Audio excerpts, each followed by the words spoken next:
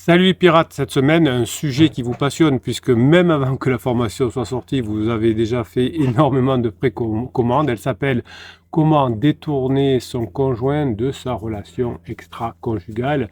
Oui, ça vous passionne. Oui, si vous êtes dans cette situation de relation extra-conjugale, vous devez vous sentir trahi, vous devez vous sentir blessé, peut-être en colère, et vous vous demandez comment sauver votre couple. Ne perdez pas espoir, hein, la formation sort aujourd'hui. Vous avez le catalogue des 150 formations en descriptif de cette vidéo. Si vous voulez récupérer votre conjoint qui est en crise, si votre conjoint a une relation adultère, eh bien, je vais vous donner des conseils dans cette formation basée sur les neurosciences pour comprendre ce qui se passe dans le cerveau de votre conjoint et comment faire que vous puissiez le faire revenir vers vous, hein, puisque quand la crise existentielle va se terminer, quand la relation avec pansement va se terminer, il faudra que vous ayez changé. Dans cette formation, vous allez apprendre à analyser de l'infidélité, hein, ces raisons de l'infidélité, adopter une attitude qui va être compatible pour raviver la flamme et reséduire votre conjoint. Évidemment, comme des milliers de pirates, vous allez voir que votre couple peut se reconstruire si vous mettez en pratique évidemment ce que vous apprenez. Il y a des astuces, mais il y a aussi beaucoup de fonds. Et si vous restez jusqu'à la fin de cette vidéo, vous aurez d'ailleurs un petit secret. L'infidélité, c'est un phénomène complexe qui peut avoir de multiples causes. Il n'en existe pas une seule explication universelle à ce comportement, mais c'est plutôt une combinaison de facteurs personnels, relationnels et situationnels. Pour détourner votre conjoint de sa relation extra-conjugale, vous devez d'abord essayer de comprendre ce qui a poussé votre conjoint à faire cette chose-là, à franchir le pas. Cela vous permettra de mieux cerner ses besoins, ses attentes, ses motivations et vous allez apprendre dans la formation à trouver des solutions adaptées pour y répondre. Alors vous avez d'abord des facteurs personnels qui relèvent de la personnalité, du caractère, de l'histoire, de ses valeurs de votre conjoint. Ils peuvent influencer son degré de satisfaction dans le couple, sa capacité à gérer les conflits, ses blessures de l'enfance, son niveau d'engagement, évidemment sa propension à la tentation. Il y a même des personnes qui, dans la lune de miel, trompent leur conjoint parce qu'ils ne peuvent pas faire autrement. Si votre conjoint ne vous a jamais trompé en 5, 10, 15, 20 ans, c'est généralement qu'il est sorti maintenant de la crise, de la phase de sécurisation. Il est rentré dans une phase de crise avec la phase d'exploration et peut-être même que c'est tout ça mélangé avec une crise existentielle. Heureusement, dans cette formation et dans les 150 autres formations, vous avez les outils pour récupérer ce conjoint. Souvent, quand on est infidèle, c'est qu'on a un manque de confiance en soi. Votre conjoint peut avoir besoin de se rassurer à la fin de la phase de sécurisation pour pouvoir se dire est-ce que je peux encore séduire? Je vieillis, hein, mais est-ce que je me sens encore désiré? Est-ce que je me sens encore admiré? Est-ce que je me sens valorisé par une autre personne? Ça veut dire simplement que pendant toute la phase de sécurisation, probablement vous ne l'avez pas suffisamment désiré, admiré ou valorisé de votre point de vue. D'ailleurs, souvent, vous me le dites en coaching, Bruno, moi j'ai fait moi-même ma crise avant, et donc j'étais plutôt désagréable avec mon conjoint. Votre conjoint peut aussi chercher à compenser un sentiment d'insécurité, de frustration et d'infériorité. Vous allez du coup renforcer votre intimité à ce moment-là. Je vous apprends à faire comment dans la formation pour que votre conjoint se sente bien avec vous. Évidemment, en début de relation, ce n'est pas votre cas si vous êtes ensemble depuis 5, 10, 15, 20 ans. On a peut-être peur de l'engagement parce qu'on ne sait pas trop comment faire, mais ça c'est plutôt pour des jeunes personnes. Et en réalité, d'expérience aussi, c'est pas une peur de l'engagement, hein, c'est un manque de désir pour la personne. Les personnes qui désirent beaucoup une autre personne peuvent évidemment se rapprocher. Vous avez aussi la curiosité qui peut faire que votre conjoint peut avoir au moment de sa phase d'exploration envie de découvrir de nouvelles sensations, de vivre de nouvelles expériences, de tester des limites. Là, ce sera à vous aller un peu dans son sens en respectant évidemment vos valeurs et vos propres limites. Souvent, pendant le début de la crise existentielle ou pendant le début de la phase d'exploration, on est attiré par la nouveauté, on est attiré par le mystère et on est attiré par le risque. Évidemment, souvent, ce que je retrouve depuis 1999, quand je vous aide à récupérer votre conjoint et des milliers de pirates ont pu revenir ensemble, souvent c'est l'insatisfaction sexuelle qui va amener votre conjoint, votre homme ou votre femme vers la tromperie, vers la trahison. Votre conjoint peut avoir des besoins, des envies, des fantasmes qui ne sont pas comblés dans le couple. C'est difficile au début quand on a un gros boulot, quand il faut s'occuper de la maison, quand il faut construire quelque chose, quand il faut s'occuper des enfants, eh bien votre conjoint peut être en manque de libido finalement, et il va chercher à pimenter sa vie sexuelle, à explorer à fond sa sexualité, à satisfaire sa libido. Il a 40 ans, elle a 40 ans, elle se dit il faut que j'explore des choses, je n'ai jamais essayé ça. Autour de la crise de la trentaine, on essaye souvent l'homosexualité, la bisexualité, ou des choses un peu plus hard. L'immaturité de votre conjoint est possible si vous avez, pendant toute la phase de sécurisation, si vous avez été le papa ou la maman de votre conjoint, eh bien, votre conjoint peut avoir du mal à assumer les conséquences de ses actes, à respecter les règles du couple ou à faire preuve de loyauté.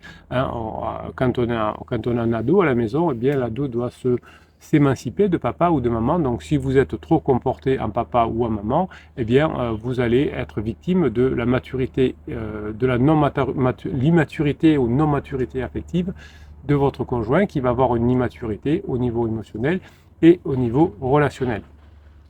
En fonction de la qualité de vos relations, peut-être que pendant toute la phase de sécurisation, eh bien votre qualité de relation n'était pas au top, la dynamique était un peu fade et l'évolution du couple est allée, et ça c'est normal, vers la phase d'exploration en quittant la sécurisation, tout ça pour aller vers la phase de grande intimité. Votre conjoint peut être influencé par une attirance vers l'extérieur, et le degré d'attachement, de complicité, de communication entre vous a peut-être été insuffisant pour empêcher votre conjoint d'aller voir ailleurs. Pour l'instant, votre conjoint a des difficultés comment dirais-je, appréhender le changement qui se passe en lui, dans sa tête, et donc finalement il va se dire peut-être qu'il y a quelqu'un qui me comprend mieux, et c'est pour ça que je vais chercher un pansement. Donc il y a aussi quelques autres facteurs relationnels qui vont favoriser l'infidélité de votre conjoint, c'est le manque d'attention. Votre conjoint a pu se sentir négligé, ignoré, oublié par vous. Il a pu avoir l'impression que vous ne vous intéressiez plus à lui, à ce qu'il fait ou à ce qu'il ressent, et que si votre conjoint, un homme ou une femme, est un peu fragile, il va avoir plus besoin d'attention que vous ne le pensez. Évidemment, à la fin de la lune de miel, la passion a diminué et vous n'avez sûrement pas su l'entretenir correctement pendant toute la phase de sécurisation, et donc il est tout à fait possible que votre conjoint se soit ennuyé pendant la phase de sécurisation, il se soit lassé et il est insatisfait par la routine du couple. Généralement, votre conjoint vous donne le tuto, hein. Il vous dit qu'est-ce qu'il y a à les pages, est-ce que je m'ennuie, est-ce que tu m'as négligé, est-ce que tu rentres trop tard le soir, etc. Donc votre conjoint a parfois l'impression de ne plus partager rien avec vous, plus de projets communs, et donc du coup quand on n'a plus de projet, quand on ne partage pas grand-chose, eh bien on n'a plus de désir pour son partenaire, et c'est peut-être ce qui arrive à votre conjoint. Le manque de dialogue de votre conjoint peut être là aussi une relation, une raison, hein. Votre conjoint se sent plus écouté, il y a plus de dialogue intéressant avec pansement qu'avec vous. Donc votre conjoint peut se sentir incompris, mal écouté, mal soutenu par vous. Il peut aussi avoir l'impression que vous ne communiquez plus, hein, surtout pendant la fin de la phase de sécurisation, et que parfois vous me dites « mais vous savez Bruno, nous on ne s'est jamais disputé, ça fait longtemps qu'on ne s'est pas disputé ». C'est pas bon signe, ça veut dire que, alors on ne va pas avoir de la violence, on ne va pas se donner des noms d'oiseaux, mais n'empêche que quand on discute souvent, parfois, on n'est pas d'accord, et parfois donc on a des discussions, voire quelques divergences, voire des disputes. Ça veut dire que l'on communique. Votre conjoint a peut-être un manque de respect, en tout cas il a senti un manque de respect de vous envers lui. Votre conjoint s'est senti blessé, humilié, trahi par vous. Il a pu avoir l'impression que vous ne le respectiez pas, que vous le critiquiez sans cesse, et que peut-être, ça arrive souvent, il pensait que vous l'avez déjà trompé, ou peut-être d'ailleurs que vous l'avez déjà trompé et que ça a créé une difficulté. Votre conjoint s'est senti donc en conflit, en désaccord, en opposition avec vous. Il a senti un manque d'harmonie, et il a eu l'impression que vous n'êtes plus sur la même longueur d'onde, que c'est fini, que vous n'avez plus les mêmes valeurs, que vous avez des valeurs différentes, que vous êtes devenu inintéressant, inintéressante, que vous êtes devenu tiède ou chiante, ou alors que vous avez des attentes irréalistes que vous demandez tous à votre conjoint, et que effectivement votre conjoint n'en peut plus, il veut quelque chose de plus léger. Donc quand votre conjoint est en difficulté, eh bien il y a des facteurs situationnels qui dépendent du contexte, de l'environnement ou des circonstances où se trouve votre conjoint. Si votre conjoint travaille dans une grande entreprise, par exemple, il peut avoir l'occasion de rencontrer beaucoup de monde et donc son degré d'exposition, de disponibilité et de vulnérabilité à la tentation, eh bien, peut être important. Donc, si votre conjoint s'ennuie avec vous, si votre conjoint pense qu'il n'a pas tous ses besoins qui sont réalisés, il aura peut-être été victime d'une tentation et en fonction de la qualité de votre relation, il sera plus ou moins capable de résister, de refuser ou de se protéger. Dans le travail, votre conjoint est souvent amené à côtoyer des collègues attirants, à voyager peut-être fréquemment, à travailler sous pression et ou peut-être à s'ennuyer dans son métier. Donc soit il va être brillant dans son métier et il peut avoir beaucoup de personnes qui l'admirent et donc il peut se sentir admiré et aller vers le stagiaire ou la stagiaire qui l'admire. Il peut aussi s'ennuyer, donc comme il s'ennuie, il va aller discuter avec les collègues. Il a aussi souvent des sollicitations des clients, hein, donc on peut trouver des personnes, il y a même des psys, hein, vous savez que c'est totalement interdit d'avoir une relation avec son patient quand on est psychiatre ou psychanalyste ou peut-être même psy tout court, parce qu'il y a des phénomènes de transfert contre transfert. Et pourtant, il y a des psys qui arrivent à avoir des relations ou qui avoir du désir pour leur conjoint et pour leur patient. Et parfois, une personne vient expliquer que ça ne va pas avec son mari, et donc le psy en profite, entre guillemets, pour tomber amoureux d'elle. Donc dans le travail, on peut avoir beaucoup de tentations. On peut aussi avoir des tentations dans les loisirs. Hein. Vous pouvez être tenté par des activités qui favorisent les rencontres, les échanges ou les rapprochements. Eh bien, c'est pareil pour votre conjoint. Hein. Le loisir est un milieu qui encourage la séduction, la drague ou le flirt. Effectivement, pendant les loisirs, on a beaucoup de dopamine, on a beaucoup de plaisir. Et donc, effectivement, comme on est gavé de dopamine, on peut être intéressé par le voisin ou la voisine de sport, dans la salle, par exemple, ou de peinture dans l'atelier. Donc, les réseaux sociaux, aujourd'hui, sont très tentants également. Hein. Votre conjoint peut être exposé à des images, à des messages. Évidemment, sur les réseaux sociaux, les personnes qui draguent, entre guillemets, votre conjoint, bien se mettent sur leur meilleur jour. Ils racontent ce qu'ils ont envie de raconter. Ils mettent des photos retouchées sur Photoshop ou des choses comme ça. Et évidemment, on reçoit des messages, des invitations qui éveillent l'intérêt, la curiosité, le désir. Notamment, vous savez que le principe pour un homme qui drague, c'est d'essayer avec le maximum de filles jusqu'à ce qu'il y en ait une qui dise oui finalement. C'est pas très glorieux, mais la plupart des personnes qui n'ont pas trop de charisme, etc. font comme ça. Donc c'est très facile sur Internet, puisqu'on a sur Instagram ou sur des sites de rencontres des milliers de personnes. Donc c'est facile d'essayer par la loi des grands nombres, par la quantité, de trouver quelqu'un. Pour les femmes, c'est un peu différent. Hein. Une femme a cherché quelqu'un de qualité. Malheureusement, pour elle, la personne qui est de qualité, alors souvent c'est un peu mytho, hein, c'est-à-dire que l'homme se met à sa valeur, s'invente une histoire, ou peut-être, et donc 80% des femmes ou 90% des femmes vont sur le même homme, donc ça marche pas non plus. Donc c'est toujours le côté asymétrique des réseaux sociaux. Les hommes draguent un peu tout ce qui bouge en disant il y en a bien une qui va dire oui, et les femmes vont chercher toujours le même homme qui correspond à des stéréotypes pendant notamment la crise existentielle, quelqu'un qui a un capital social, célébrité ou financier. Donc c'est pour ça que c'est rare quand une relation adultère prend de l'ampleur sur un réseau social, hein, généralement ça ne dure pas très longtemps. Mais les réseaux sociaux sont tentants, on peut aussi être contacté ou retrouver des anciens amis, des ex, des inconnus, enfin vous savez, on peut quand on n'est pas bien dans sa vie recontacter un ex. Vous savez, quand on n'est pas bien dans la vie, on a des remords parce qu'on se souvient des bons moments passés avec un ex. Donc on tente le coup, on dit « Oh coucou, comment tu vas ?» Je t'ai retrouvé par hasard sur Instagram, sur Facebook. Et puis on tente sa chance.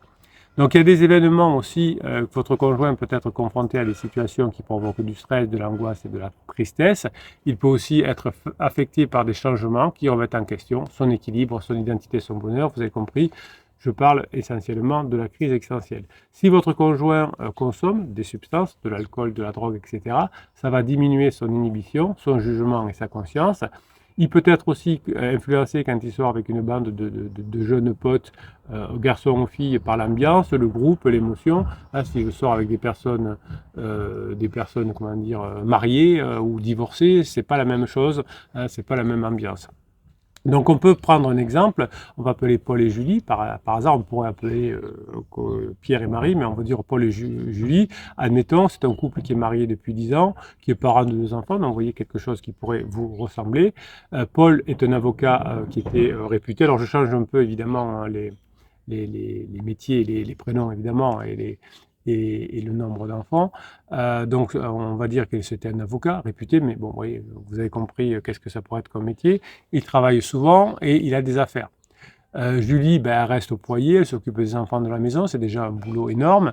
Paul commence à avoir une liaison avec une de ses collègues, hein, qui est jeune, jolie, dynamique, et évidemment, Julie finit par découvrir l'infidélité de Paul, parce qu'aujourd'hui, vous savez, il suffit de tomber sur le téléphone, sur un message, il y a plein d'applications qui clignotent.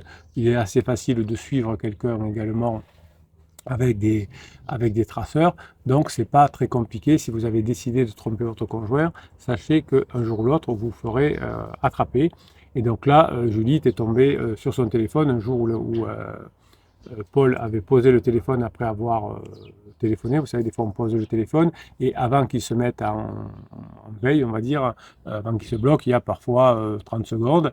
Et hop, ce jour-là, Paul a posé son téléphone et est sorti de la pièce. Et Julie, hop, a vu des messages et a pris le téléphone.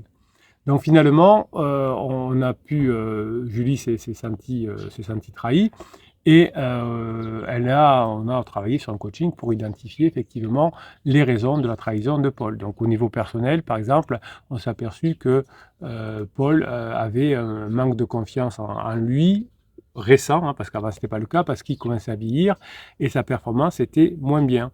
Il avait peur finalement de trop d'engagement lié à son statut, il avait beaucoup de responsabilités et d'ambition, donc il était stressé et il avait une curiosité finalement, hein, un challenge à retrouver cette performance. Et donc le fait de séduire Sandra, alors ça ne s'appelait pas Sandra évidemment, hein, et permettait à Paul de se sentir plus dynamique, plus fort et de ne pas vieillir. Effectivement, Julie avouait que Paul avait été n'avait pas eu beaucoup d'attention parce que Julie s'est occupée énormément de ses 2 enfants. C'était aussi lié à la distance, à la routine, hein.